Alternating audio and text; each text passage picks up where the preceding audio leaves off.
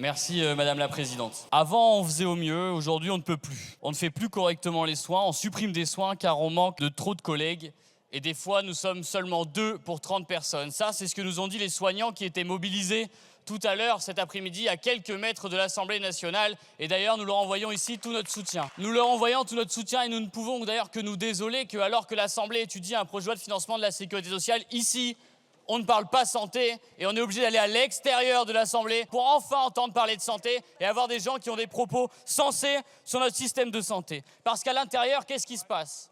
À l'intérieur, nous avons 2h30 de discours au bout desquels la ministre de la Santé ne nous répond même pas sur ce que nous disons pour notre système de santé.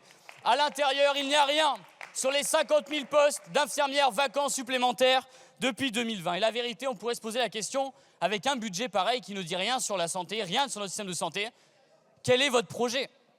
Quel est votre projet pour notre système de santé à l'issue de ce PLFSS ? Eh bien, au moins ici, dans cet amendement, nous faisons un tout petit peu votre travail et proposons la fin de la taxe sur les salaires pour au moins dégager 5 milliards d'euros pour l'hôpital, puisque vous savez que même pour l'année dernière, il demande encore 2 milliards d'euros et que cette année, vous allez encore enlever plusieurs milliards d'euros. Il est temps d'arrêter d'asphyxier notre système de santé.